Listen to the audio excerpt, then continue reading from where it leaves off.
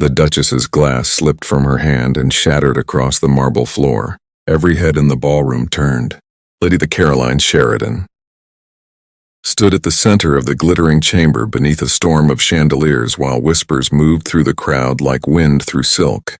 "The Duke has taken them," someone murmured. "The law permits it." My God, I'm her own sons. Caroline did not bend to retrieve the broken glass.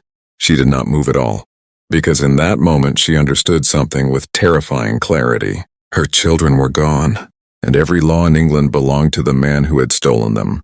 Across the ballroom, the High Duke of Ashbourne watched her. He had the kind of reputation that made noblemen lower their voices and servants step aside before he spoke. Tall, immovable, dressed in severe black that seemed carved from shadow rather than cloth, a man admired for his intellect, a man feared for his pride, and the man who, through a cold, calculated arrangement years ago, had tied Caroline's fate to a husband the law now allowed to destroy her. Caroline felt every eye upon her. The scandal had already begun. Lady Norton has lost her children. Her husband claims she disgraced him. They say the Duke himself once favored her. Whispers moved like knives. Caroline lifted her chin. She had been admired once. Admired for beauty, for wit, for the brilliance that made London's grandest drawing rooms lean closer when she spoke. Tonight, none of that mattered, because in the eyes of English law, she was nothing. Years earlier, she had entered society like a spark dropped into dry tinder. Caroline Sheridan was born to brilliance. Her grandfather had been the celebrated playwright, Richard Brinsley Sheridan, a man whose wit once ruled Parliament itself. London still spoke his lines as though they were scripture. But wit did not pay debts. When Caroline's father died far from England, the family was left with a famous name and very little money. The Sheridan daughters were raised in a strange and fragile world, invited to grand houses, wearing gowns quietly altered again and again so no one would notice they were the same dresses. Beautiful, respected, but dangerously poor. Of the three sisters, Caroline was the one society could never quite control. Helen was graceful.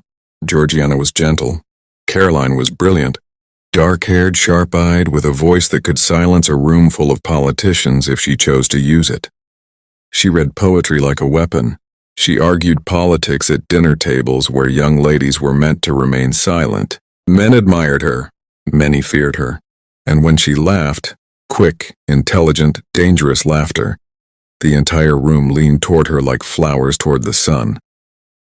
But brilliance was not a currency a young woman could live on. In Regency England, there was only one acceptable solution for a woman of good birth and little fortune: marriage. Caroline was 19 when George Norton had appeared. He was charming. That was the first deception. Handsome in a solid, respectable way. The younger brother of a baron. A barrister with political ambitions and just enough position to appear safe. More importantly, he listened. When Caroline spoke, George Norton looked at her as though he had discovered something rare. He praised her wit. He laughed at her clever remarks instead of shrinking from them. "You are wasted on this society," he once told her during a candlelit supper. "They admire your beauty and miss the mind behind it." No man had ever said that to her before. Caroline believed him. She was young, lonely, and tired of living in a household where every coin had to be counted before it was spent. When George proposed, the match seemed respectable. Promising, her mother encouraged it. Society approved.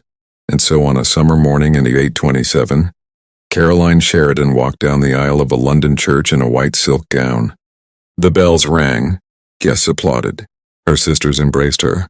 Yet as the vows were spoken, Caroline felt tears sliding down her cheeks for reasons she could not explain.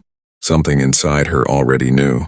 But by the time the carriage door closed behind the newlyweds, the law had already done its work. Under English law, a married woman ceased to exist.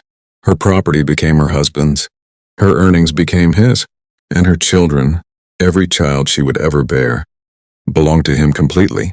Caroline would discover the truth of that law faster than she could ever have imagined, because the charming man she had married vanished the moment the wedding ended.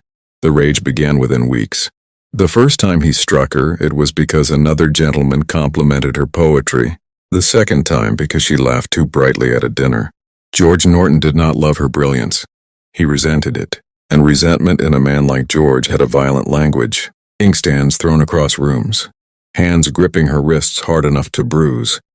A shove that sent her crashing against a door while servants pretended not to hear. Still Caroline endured, because by the time she realized the truth, she was already trapped. 3 sons were born in quick succession. Fletcher, Brinsley, and little William. They became the light inside a house that often felt filled with shadows. For them, Caroline wrote poetry late into the night to earn money that legally belonged to her husband. For them, she smiled through dinners and gatherings where London admired her wit without ever seeing the bruises hidden beneath silk sleeves. For them, she endured, until the morning in March 1836 when she returned home from a brief visit and discovered the nursery empty. 3 beds made, 3 coats missing, 3 children gone. Her husband had taken them, and the law said he had every right. Across the ballroom years later, the Duke of Ashbourne stepped forward at last. The murmuring crowd parted instinctively. He stopped beside Caroline. His voice was quiet, but every person in the room heard it. Your sons were removed this morning. Caroline turned toward him slowly. Her voice was calm enough to freeze the air between them. And the law? The Duke's jaw tightened. The law, he said quietly, is on your husband's side. Caroline felt something inside her break. Not softly, not quietly, but with the sharp, clean sound of something turning into a weapon. If the law belonged to men, then she would change the law itself, and every man who had ever helped build it would feel the force of her fury. But she did not yet know the price that vow would demand, because the war she was about to begin would cost her far more than reputation. It would cost her everything. The carriage stopped before the iron gates. Caroline stepped down before the driver could offer assistance. Beyond the tall hedges stood the house where her sons were being kept. One of the many quiet country estates owned by relatives loyal to her husband. The windows were shuttered. The garden was silent. It looked peaceful. That was the cruelest part. Caroline walked forward with the steady composure expected of a lady of her rank, though every step felt as if she were crossing a battlefield. A servant opened the door only halfway. My lady, I have come to see my children. The servant's eyes shifted nervously toward the corridor behind him. I am afraid that will not be possible. The words struck like ice. Caroline lifted her chin. You may inform Mr. Norton that I am here. He has already given instructions. The servant hesitated before finishing. You are not to be admitted. The door began to close. Caroline's hand caught the edge before it could shut. Her voice remained perfectly calm. Fletcher is 7, she said quietly. Brinsley is 5. And William is 3 years old. Her fingers tightened slightly against the wood. You are telling their mother she may not see them. The servant swallowed hard. My lady, the law. Yes. Caroline released the door. I am aware of the law. The door shut in her face. She went to a solicitor the next morning. A serious gray-haired man listened carefully as Caroline described what had happened. He nodded slowly. Then he folded his hands. Your husband has acted within his rights. Caroline's voice was dangerously quiet. He has abducted my children. He has taken his children, Lady Norton. The distinction landed like a slap. The solicitor continued gently. Under English common law, a father possesses absolute custody of his children. Absolute? Caroline repeated. Yes. And the mother? The man looked almost apologetic. The law recognizes no separate legal standing for a wife.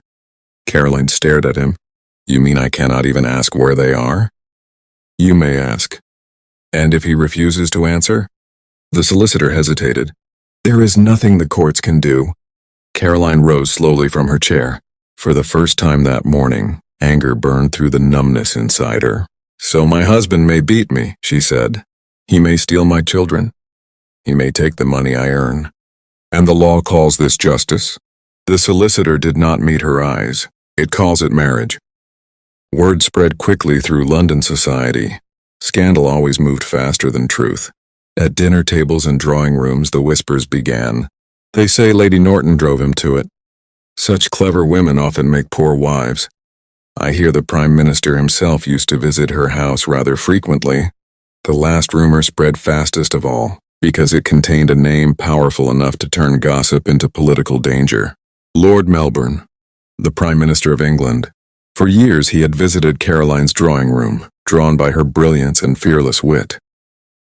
Their friendship had been open, intellectual, harmless, but London thrived on suspicion, and George Norton had begun to understand something very useful. If society could be persuaded that Caroline had betrayed her husband, then no one would care what had been done to her. One afternoon, Caroline received a letter sealed with her husband's crest. Her hands trembled slightly as she opened it. The message inside was short, cold, formal. You will cease attempting contact with the boys. They will remain under my authority. Further interference will have consequences. Caroline read the letter twice. Then she set it carefully on the desk beside her. The room was silent except for the faint ticking of a clock. Slowly, deliberately, she moved toward the window. London stretched beyond the glass, carriages rattling along cobbled streets, elegant ladies strolling beneath parasols, gentlemen debating politics in clubs where laws were written by men who had never once asked a woman what justice looked like. Caroline pressed one hand against the cool glass. Somewhere in England her sons were being taught that she had abandoned them, that she did not care, that their father was protecting them from her. The thought hollowed her chest. But grief did not break Caroline Sheridan Norton. It sharpened her, because for the first time she understood the real enemy. Not merely George, but the system that had given him the power to destroy her life with a single decision. A system designed by men, for men. Behind her the door opened quietly. Her sister entered. You cannot fight this, Caroline, she said softly. The law is clear. Caroline turned slowly. Her dark eyes were blazing now. Yes, she said. The law is clear. She walked back to the writing desk and picked up her pen. Ink touched paper. The first words came easily. If the law could erase a woman, then she would make the entire country see it. And once they saw it, they would never be able to ignore it again. The Duke of Ashbourne did not visit women alone. London knew this. A man of his rank guarded his reputation with the same cold discipline he applied to everything else in life. Yet 3 evenings after Caroline's children vanished, his carriage stopped before her townhouse in Mayfair. Inside, the drawing room was dimly lit by candlelight. Caroline sat at her desk, still in the same dark gown she had worn all day, surrounded by sheets of paper covered in furious handwriting. Pamphlets, arguments, notes, not poetry this time. War? The servant announced him quietly. His Grace the Duke of Ashbourne. Caroline did not rise. The Duke stepped inside with the measured composure that made even powerful men uneasy. Tall, broad-shouldered, impossibly calm. The sort of man who spoke rarely, and when he did, the room listened. He closed the door behind him. You are writing to Parliament. It was not a question. Caroline's pen paused. Yes. The Duke studied the papers scattered across the desk. Legal references, custody statutes, case precedents. You intend to challenge English law, he said. Caroline finally looked up. And you intend to stop me? A faint muscle moved along the Duke's jaw. I intend to warn you. She leaned back in her chair. Then by all means, Your Grace. He walked slowly toward the fireplace. Your husband is already speaking to certain political allies, he said. Men who would prefer you remain silent. Caroline laughed softly. Men always prefer that. The Duke did not smile. They are preparing something else. Her eyes narrowed. What? He turned toward her. An accusation. Caroline felt the air in the room change. Of what kind? The Duke held her gaze. Adultery. The word fell between them like a blade. With whom? She asked quietly. He did not answer. He did not need to. Caroline's lips curved in bitter understanding. Lord Melbourne. The Duke inclined his head once. Yes. For a moment, the only sound in the room was the fire snapping in the hearth. Then Caroline spoke. My husband welcomed Lord Melbourne into this house. That does not matter. He profited from that friendship. That will not matter either. She stood slowly. And what exactly will matter? The Duke's voice was calm. what a jury of men chooses to believe. Caroline felt a flash of anger. They will not believe such nonsense. The Duke's expression hardened. London already does. Silence stretched between them. At last Caroline walked toward the window. Outside, carriages rolled past under the soft glow of gas lamps. The city looked beautiful, civilized, respectable. But she understood now how fragile that illusion truly was. If he convinces them, she said quietly, what happens? The Duke answered without hesitation, you will be ruined. Her reputation destroyed. Her friendships vanished. Her name spoken only in whispers. And worst of all, no one would ever question George Norton again. Caroline turned back toward him. Why are you telling me this? The Duke met her eyes steadily. Because no one else will. She studied him. For years society had treated the Duke of Ashbourne like something carved from marble. Brilliant, distant, untouchable. Yet tonight something else flickered beneath the surface. Concern, or perhaps guilt. You could stop him, Caroline said softly. You have influence. The Duke's expression did not change. Not enough. Or not enough desire. His gaze sharpened. You think I approve of what is happening to you? I think, Caroline replied quietly, that men rarely oppose injustice when it benefits them. For a moment something dangerous flashed in his eyes. Then it was gone. You misunderstand me, he said. Do I? The Duke stepped closer. You are about to make enemies in Parliament, Lady Norton. I already have. You will be mocked. I am accustomed to it. You may lose everything. Caroline's voice was steady. I already have. The Duke fell silent. The firelight cast sharp shadows across his face. Finally, he spoke again. Why fight? Caroline walked back to the desk. She lifted one sheet of paper. On it were the first lines of the argument she had begun writing. A simple statement. Clear, unforgiving. A married woman has no legal existence. She placed the page in front of him. Because that sentence, she said quietly, is a lie. The Duke studied the words. Then he looked up at her. You believe you can change centuries of law. Caroline met his gaze without hesitation. No. The faintest hint of admiration flickered in his expression. Then what do you believe? Her voice was calm. I believe I can shame them. For the first time that evening, the Duke of Ashbourne smiled, not warmly, not kindly, but with the dangerous respect of a man who had just recognized an equal. Then God help them all, he said quietly, because somewhere across England, George Norton was already preparing the next move, and the scandal he was about to unleash would drag Caroline's name through every court and drawing room in the country. The war had begun. The courtroom was already overflowing when the Duke of Ashbourne entered. London had come to watch the spectacle. Ladies pressed handkerchiefs to their lips behind silk fans. Gentlemen crowded the gallery, eager for scandal disguised as justice. Because today a woman's reputation would be dissected in public. And that woman was Caroline Norton. She was not permitted to attend. Under English law, a wife had no standing in a case of adultery between her husband and another man. She was not a person before the court. She was property being disputed. The murmurs swelled as Lord Melbourne, Prime Minister of Great Britain, took his seat.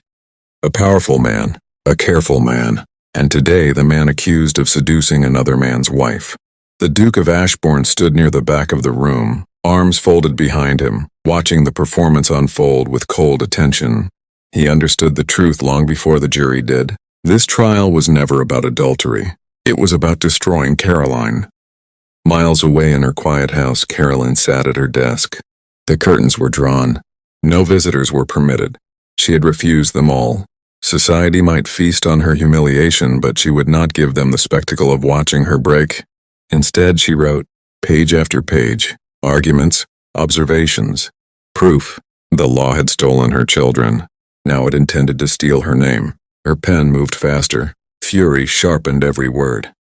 Back in the courtroom, George Norton's counsel called witnesses, servants, former employees, a dismissed maid who claimed she had once seen Lord Melbourne sitting too close to Caroline on a sofa, a coachman who insisted the Prime Minister's carriage visited too often. Every whisper of gossip was paraded as evidence.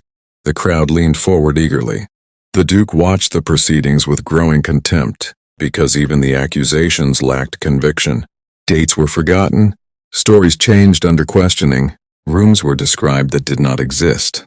When the Prime Minister's attorney rose to cross-examine, the entire performance began to collapse. One witness admitted she had been dismissed from Caroline's household for theft. Another could not remember the year of the alleged scandal. A third contradicted himself so completely that laughter rippled through the gallery. The Duke said nothing, but he knew the verdict already. By afternoon the jury returned. They had not even left the box to deliberate. The foreman stood. Not guilty. The room erupted. Relief. Laughter. Scattered applause. Lord Melbourne was cleared. The government survived. The scandal collapsed. Yet the Duke of Ashbourne remained perfectly still, because he understood the cruel truth hidden beneath that verdict. Caroline Norton had been declared innocent, and the law would still destroy her. That evening, Caroline finally received the news. The solicitor delivered it with careful optimism. The jury dismissed the accusations entirely. She set down the letter she had been writing. So my name is cleared. Yes. And my children? The solicitor hesitated. The silence answered her question. Caroline's fingers tightened slightly against the desk. May I now divorce my husband? I'm afraid not. Why? The man shifted uneasily. Divorce requires proof of adultery. Caroline stared at him. But the court declared me innocent. Exactly. The cruel irony settled over the room. Her vindication had become her prison. No adultery meant no divorce. No divorce meant she remained legally bound to George Norton. Her earnings still belonged to him. Her children still belonged to him. The solicitor cleared his throat gently. I am sorry, Lady Norton. Caroline dismissed him quietly. When the door closed, she remained seated for a long time. The fire in the hearth crackled softly. Somewhere in the city, bells rang for evening prayers. Finally, she stood and walked to the window. London glittered beyond the glass. Beautiful. Indifferent. A city that had just watched her reputation placed on trial for entertainment. She thought of Fletcher, of Brinsley, of little William. 3 boys growing up somewhere without their mother, being told she had abandoned them. Her hand pressed slowly against the window pane. Then she turned back toward the desk. If the law had cleared her name yet still kept her chained, then the law itself was the enemy. Caroline picked up her pen again. The war she had begun was no longer only about her children. It was about every woman in England who could be erased by a wedding ring, and this time, she intended to win. Rain fell steadily over London the night the Duke returned. Caroline heard the carriage before the servant announced him. The sound of hooves against wet cobblestones, the heavy knock at the door. The Duke of Ashbourne did not call twice. When he entered the drawing room, water clung to the dark wool of his coat. Candlelight flickered across his severe features. He studied her quietly. You look thinner. Caroline did not bother pretending warmth. Scandal is rarely nourishing. A faint shadow of approval passed across his expression at the remark. You have become the most discussed woman in England. I always was, she said calmly. Now they simply pretend it is moral concern. The Duke removed his gloves slowly. The verdict has protected the government. Of course it has. But it has not protected you. Caroline laughed once. Soft. Bitter. No, it has not. He moved closer to the fireplace, warming his hands. You understand what happens now. My husband continues to own everything I earn. Yes. My children remain hidden from me. Yes. And society will continue whispering that I deserved it. The Duke's voice lowered. Yes. Silence filled the room. Caroline walked toward the writing desk where letters lay stacked in neat rows. You once asked me why I fight, she said. The Duke watched her carefully. Yes. She lifted one of the envelopes. My sons believe I abandoned them. Her voice did not tremble. Every week I write to them. She placed the letter back among the others. Every week the letters are returned unopened. The Duke's jaw tightened slightly. George intercepts them. Of course he does. Caroline turned toward him. You know what that means, don't you? He said nothing. It means Fletcher will grow into a man believing his mother did not love him. Her voice softened. It means Brinsley will forget the sound of my voice. And William, she paused briefly, and William may never remember me at all. The fire cracked behind them. The Duke spoke carefully. You cannot destroy yourself fighting this war. Caroline met his eyes. Destroy myself? Yes. You are confronting Parliament, the courts, your husband, half the aristocracy. And you believe that frightens me? The Duke did not answer. She stepped closer. You know what frightens me, Your Grace? His voice dropped. What? That my sons will grow into strangers. For the first time since entering the room, something moved across the Duke's expression. Not pity, something heavier. Regret. You are not alone in this, he said quietly. Caroline tilted her head slightly. No? The Duke hesitated. For a man known for absolute certainty, the pause was striking. You have allies. In Parliament? Some. And you? The question hung between them. The Duke's gaze held hers. I have influence. Then use it. You misunderstand my position. No, Caroline said softly. I understand it perfectly. She turned away. You fear the cost. The Duke's voice hardened slightly. I fear failure. Caroline faced him again. Failure? Yes. If we attempt reform and lose, the law may never change again. The words lingered in the room. For a moment Caroline said nothing. Then she returned to the desk and picked up the latest page she had written, a pamphlet, a legal argument. The first line stared back at them both. A married woman has no legal existence. She handed it to him. This is not merely my fight. The Duke read the sentence slowly. What do you intend to do? Caroline's voice was steady. I will show England exactly what its laws truly are. And if they refuse to listen? Her eyes burned with quiet determination. Then I will make it impossible for them to ignore me. The Duke folded the paper carefully. When he looked at her again, something had changed. Not hesitation, decision. Very well. Caroline raised an eyebrow slightly. You intend to help me? His voice was calm. I intend to ensure Parliament hears you. She studied him for a long moment. Why? The Duke did not answer immediately. When he finally spoke, his voice was quieter than she had ever heard it. Because what has been done to you? He stopped, then finished the sentence with quiet steel. Should never have been possible. Caroline held his gaze. For the first time since this war had begun, someone powerful had chosen a side. But neither of them yet understood the terrible cost the battle ahead would demand, because the law Caroline intended to change had protected men like George Norton for centuries, and men who possessed centuries of power rarely surrendered it quietly. The House of Commons smelled faintly of ink, damp wool, and impatience. Members filled the benches beneath the high gallery while clerks moved quietly between desks carrying stacks of documents. Outside, rain swept across Westminster. Inside, a war older than any man in the chamber was about to begin. At the center of it stood a simple proposal.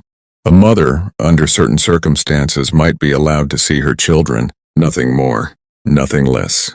And yet the room hummed with unease, because the proposal had a name attached to it. Caroline Norton. The Duke of Ashbourne watched from the gallery above. His presence did not go unnoticed. A man of his rank rarely attended debates unless the matter held personal interest. Today it did. On the floor below, Mr. Thomas Talfourd, barrister and member of Parliament, rose to speak. His voice carried clearly through the chamber. Gentlemen, the law of England grants absolute authority over children to the father. Several members nodded. This authority, Talfourd continued, exists even when that father proves cruel, negligent, or unfit. A murmur passed through the benches. He lifted a printed pamphlet. Many of you have read the arguments written by Mrs. Caroline Norton. More murmurs, some sympathetic, some irritated. Talfourd did not soften his tone. She has demonstrated with devastating clarity that a mother possesses no legal claim to the children she has carried, birthed, and raised. The room shifted, because every man present understood the implication. Power would have to be shared, and power once surrendered rarely returned. One aristocrat rose from the far bench. Are we now to overturn centuries of English law because one unhappy marriage ended poorly? Several men laughed. Another added sharply, next we shall allow wives to govern their husbands as well. More laughter.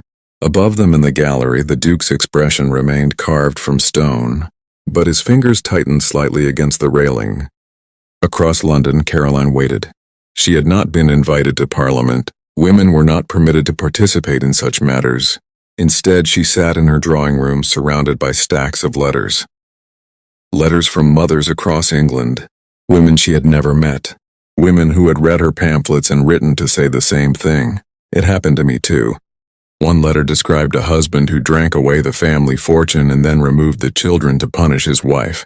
Another told of a violent man who had placed his daughter in the care of strangers rather than allow her mother to see her.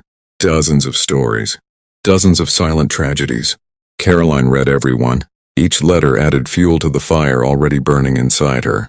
She was no longer fighting only for Fletcher and Brinsley. She was fighting for every mother England had erased. Back in Parliament, the debate had turned hostile. A bishop stood to oppose the bill. The authority of the Father is ordained by Scripture, he declared solemnly. If we weaken that authority, we weaken the family itself. Another peer added coldly, maternal affection, though admirable, must not be permitted to undermine social order. The Duke's jaw hardened, because the men speaking those words had never held a child while it cried for its mother. Talford rose again. His voice was steady.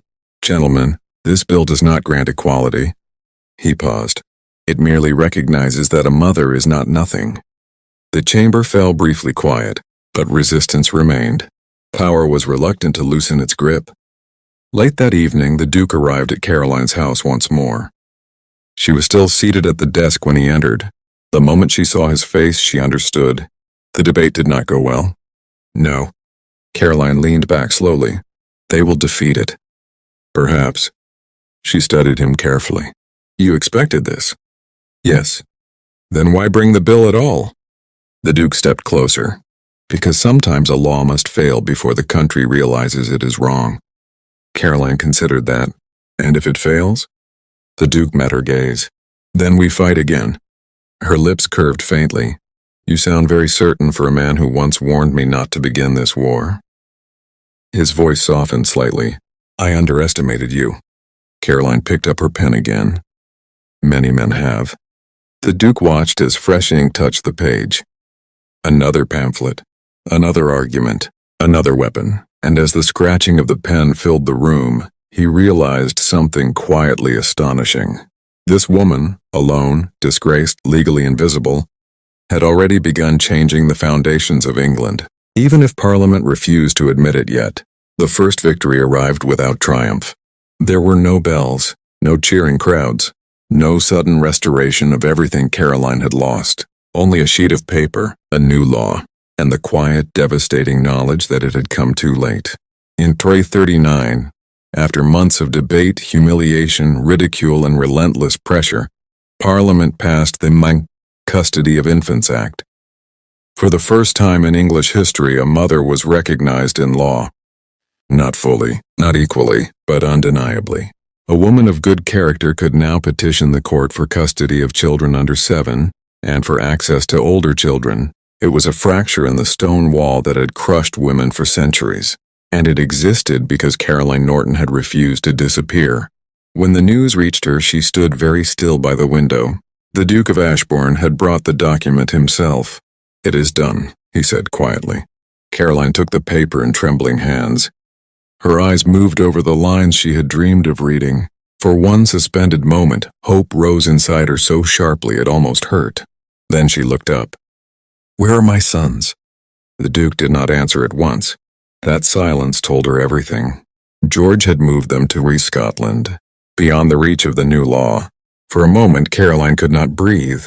All that work, all that fury, all that pain, and still her boys remained beyond her arms. She turned away from the window so he would not see the full force of her grief. But the Duke had already seen it.